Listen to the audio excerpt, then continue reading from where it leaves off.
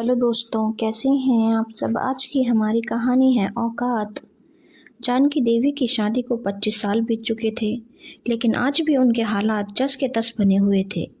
25 साल पहले ब्याह करके जानकी देवी गगन की पत्नी बनकर उनके घर आई थी।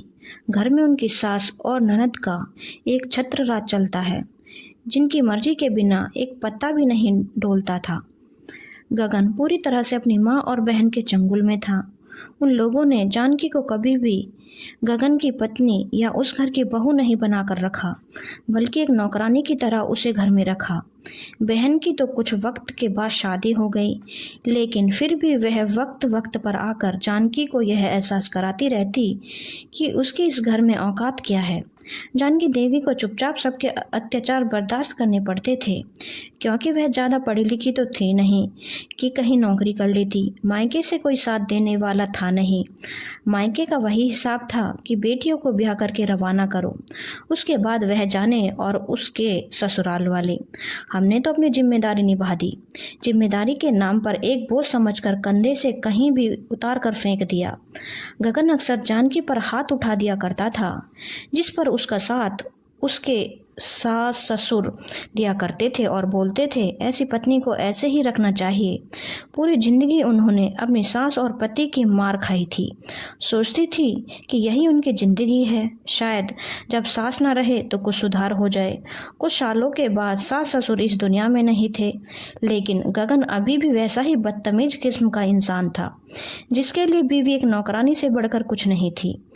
जानकी को समझ में आ चुका था कि अब उन्हें पति का सुख तो कभी नहीं मिलेगा।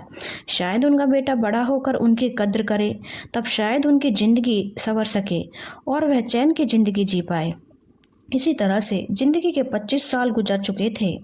बेटे का विवाह भी हो चुका था। बेटा बहू दोनों इंजीनियर थे। बेटे ने बचपन से ही माँ को घर के काम करने वाली एक जाहिल गंवार औरत के रूप में देखा था, जो कि पढ़ी लिखी भी नहीं थी और ना ही उसके मुंह में जुबान थी।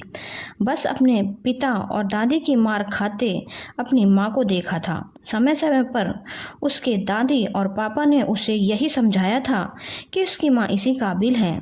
अब बहू के आ जाने के बाद भी जानकी के हालात जस के तस बने हुए थे।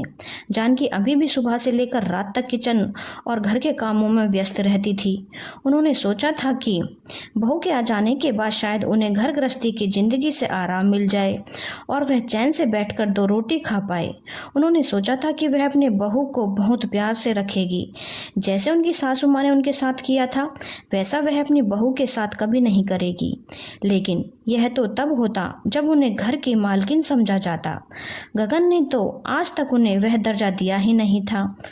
बहू ने भी आने के बाद जब अपनी सास की हैसियत उनके घर में यही देखी कि ससुर जी और सासू माँ का बेटा यानी कि उसका पति सासू माँ की कोई इज्जत नहीं करते, बल्कि उसके ससुर कभी कभी उनके ऊपर हाथ भी उठा देते हैं, तो वह भी समझ गई कि जानकी की क्या औकात है। फलस्वरूप उसने भी अपनी सारी जिम्मेदारी उनके कंधों पर डाल दी। शादी के 3 साल बीत चुके थे। बहू का एक बच्चा भी था। बहू सुबह सुबह नौकरी पर चली जाती थी। बच्चे की देख रेख, खाना बनाना, कपड़े धोना, झाड़ू पोछा सब कुछ जानकी देवी को ही करना पड़ता था। घर के काम तो वह पहले से ही करती आ रही थी और जैसे तैसे कर ही लेती थी, लेकिन एक छोटे बच्चे की परवरिश अब उनसे नहीं हो रही थी, क्योंकि उनकी भी उम्र हो गई थी। वैसे भी उनका शरीर बहुत कमजोर था, क्योंकि पूरी जिंदगी उन्होंने दुख और परेशानियों में ही बिताई थी। कभी किसी ने उनकी कोई फिक्र नहीं की थी, इसलिए वह शरीर से बहुत दुर्बल थी। ससुर गगन जी पूरी तरह से बहू की मुट्ठी में थे और बहू जैसा बोलती थी वैसा ही वह अपनी पत्नी को हुक्म देते थे। बहू ने जान लिया था कि ससुर जी के खिलाफ उसकी सासू माँ नहीं जा सकती और वह जो कहेंगे सासू माँ को करना ही पड़ेगा। इसीलिए वह गगन को अपनी मुट्ठी में रखती थी। गगन को जवानी के दिनों से ही गुटखा, सिगरेट, शराब आदि की गंदी आदतें लगी हुई थी, जिन्हें उसकी बहू बखूबी पूरी करती थी। उसे महंगी महंगी शराब, गुटखा और सिगरेट आदि मंगवा कर दे दिया करती थी, जिसे पाकर गगन बहुत खुश हो जाया करता था और बहू को बिना पगार की एक नौकरानी मिल गई थी अपनी सास जानकी के रूप में। लेकिन अब जानकी से बर्दाश्त नहीं हो रहा था। पूरी जिंदगी सास और ननद के ताने और सुनकर और उनकी नौकरानी बनकर गुजारी, और अब बहू के ताने सुनकर और उसकी नौकरानी बनकर गुजारना उनसे बर्दाश्त नहीं हो रहा था। उन्होंने विरोध करना शुरू किया तो गगन ने किसी भी का लिहाज उनके ऊपर हाथ उठा दिया और बोला, तू तो है ही जाहिल गवार औरत, तुझे क्या पता तेरी बहू कितनी पढ़ी लिखी है, दिन भर बाहर रहकर मेहनत करती है और कमा कर लाती है, तेरी तरह घर बैठकर ठूसती नहीं रहती, कुछ करना धरना तो है नहीं तुझे, थोड़ी बहुत जिम्मेदारियां तो निभा ले। जानकी ने बोला, मैं उसकी सास हूँ, उसे मुझे पका कर खिलाना चाहिए, ना कि मुझे उसे। याद है तुम्हारी माँ की मैंने कितनी सेवा की है। गगन ने फिर जानकी देवी के ऊपर हाथ उठाया और बोला, हिम्मत कैसे हुई अपनी तुलना मेरी माँ से करने की, तेरी औकात नहीं है, बड़ी आई बहू से सेवा करवाने वाली, चल निकल यहाँ से, और गलती से भी दोबारा कभी ऐसा सोचना भी मत, नहीं तो एक एक रोटी के लिए तरसा दूंगा। औकात नहीं है तेरी कि खुद के पैसों से रोटी खा लेगी। जानकी की बहू कनकियों से जानकी की ओर देखते हुए मुस्कुरा रही थी और मन ही मन उन्हें यह एहसास दिला रही थी कि खुद देख लो आपकी क्या औकात है, तो आगे से मुझसे पंगा मत लेना। बेटा भी अपनी पत्नी के साथ ही था, क्योंकि उसके हिसाब से उसकी माँ इसी लायक थी। आज जानकी के आत्मसम्मान को बहुत ठेस लगी थी और उन्होंने अपने जीवन का बहुत बड़ा फैसला कर लिया था। अगले दिन सुबह सुबह जानकी अपना सामान बांध रही थी। यह देखकर गगन ने बोला, अब यह नया नाटक क्या शुरू कर रखा है, यह सामान क्यों बांध रही है तू? जानकी देवी ने बोला, बहुत सही सहेली तुम लोगों की मनमानी, पूरा जीवन तुम लोगों के चक्कर में खराब कर लिया, अब बुढ़ापे में भी मेरी कोई कदर नहीं, अभी भी मुझसे कोलों के बैल की तरह काम लिया जा रहा है, नहीं रहना मुझे अब तुम लोगों के साथ। गगन हंसते हुए बोलने लगा, तो इस बुढ़ापे में नौकरी करेगी क्या, जाएगी कहाँ, खाएगी क्या, कुछ सोचा है? जानकी देवी ने बोला, मैंने सब सोच लिया है, तुम अपनी चिंता करो कि तुम्हारा क्या होगा, क्योंकि एक गिलास पानी तो तुम अपने हाथ से ले नहीं सकते। अब तुम्हें तुम्हारी औकात पता चलेगी, कहकर जानकी अपना सामान पैक करने लगी।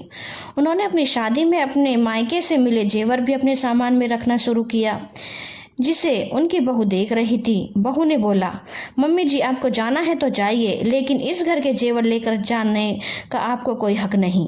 जानकी ने बहुत ही कड़े शब्दों में बोला, यह मेरे जेवर हैं, मेरे माता पिता ने मेरी शादी में दिए थे, तू होती कौन है मुझे यह बताने वाली कि मुझे क्या लेकर जाना है और क्या नहीं? ये मेरा स्त्री धन है, किसी की औकात नहीं है कि मुझसे मेरा जेवर लेकर जाने से रोक सके। गगन ने बोला, अच्छा इतनी हिम्मत हो गई तेरी, तुझे जहाँ जाना है जा, यह जेवर तो कहीं नहीं जाएंगे। बहू यह जेवर ले जाकर तू अपनी अलमारी में रख ले। बहू आगे बढ़ने लगी तो जानकी देवी ने बोला, ऐसी गलती मत करना, अगर मैंने पुलिस को बुला लिया ना तो तेरा क्या होगा तू अच्छे से जानती है। दोनों ससुर बहू को जेल की हवा न खिला दी तो मेरा नाम बदल देना, क्योंकि पूरा मोहल्ला जानता है कि मेरे साथ इस घर में पिछले 30 सालों से क्या होता रहा है और अब मेरा बेटा बहू भी मेरे साथ कैसा व्यवहार करते हैं। बहू सहेली तुम लोगों की मनमानी। पुलिस का नाम सुनकर बहू चुपचाप पीछे हट गई, क्योंकि उसे पता था अगर बात पुलिस तक गई तो उसकी खैर नहीं। जानकी देवी ने अपना सामान उठाया और घर से निकल गई। उन्होंने अपने रहने का इंतजाम कर लिया था। उनके घर के पास में ही एक अनाथ आश्रम था जहाँ कुक की जरूरत थी। उन्होंने सोचा, दिन भर तो घर में गधा मजदूरी ही करती हूँ और बदले में 2 निवाले खाती हूँ, साथ में 1000 गालियाँ और मार खाती हूँ और पति बेटे बहू से भी अपमानित भी होती हूँ। इससे अच्छा यहाँ अनाथ बच्चों के लिए खाना बनाऊं, शांति और आत्मसम्मान के साथ अपनी जिंदगी काटूं। साथ ही साथ जानकी देवी ने अपने सारे जेवर बेचकर उनसे मिली रकम को बैंक में जमा करवा लिया था, ताकि आड़े वक्त में यदि उन्हें कोई बीमारी हो या कोई जरूरत पड़े तो उन पैसों का उपयोग कर सके। अनाथ आश्रम में ही एक कमरे में उन्हें रहने की जगह भी मिल गई थी और उन्हें ठीक ठाक वेतन भी मिलता था, जिससे उनका गुजर बसर आसानी से हो सकता था। जानकी देवी के घर छोड़कर जाते ही बहू को समझ में आ गया था कि अब गगन यानी कि उसके ससुर जी के साथ रहने में उसका कोई फायदा नहीं, ना वह घर का कोई काम करने वाले हैं और ना ही उसके बच्चे की देखरेख करने वाले हैं। तो बेटे बहू ने भी गगन से किनारा करने में देरी नहीं की और दोनों ने अपना अलग मकान ले लिया और उसमें शिफ्ट हो गए। गगन अब अपने घर में अकेला रह गया था। कुछ दिनों में ही उसे अपनी औकात पता चल गई। न वक्त पर 2 रोटी मिलती थी, न ही कोई उसकी हेकड़ी सहने वाला था। अब उसे सुबह उठकर धुले धुलाए कपड़े पहनने को नहीं मिलते थे। पूरा घर गंदा हो रखा था। बेड के चादर तक महीनों से नहीं बदली गई थी। गगन के दारू शराब की आदत की वजह से कोई काम वाली भी उसके घर काम करने को तैयार नहीं थी। एक एक रोटी के लिए तरस गया था गगन। बाहर का खाना उसे हजम नहीं होता था। इस वजह से वह और ज़्यादा दारू शराब पीने लगा था और उसकी जितनी भी पेंशन आती थी सब वह दारू शराब में उड़ाने लगा था। 2-3 महीना में ही वह बुरी तरह से बीमार पड़ने लगा और उसे समझ में आ गया था कि जानकी का उसके जीवन में क्या स्थान था। अब उसे जानकी की कमी बहुत खल रही थी। उसे समझ में आ रहा था कि उसने उसके साथ कितना गलत किया है। उसने जैसे तैसे जानकी का पता लगाया और अनाथ आश्रम में उससे मिलने के लिए पहुंच गया। वहां जाकर उसने जानकी से बोला, जानकी मुझे माफ़ कर दे, मैंने जीवन भर तेरे साथ बहुत गलत किया है। आज मैं बहुत पछता रहा हूँ। मेरे पास अब कोई भी नहीं है। मैं अकेला रहता हूँ। मेरी देखभाल करने वाला कोई भी नहीं। मुझे ऐसी जिंदगी नहीं काटी जाती। मुझे 2 रोटी बनाकर खिलाने वाला भी कोई नहीं। तू वापस चल, मुझे माफ़ कर दे।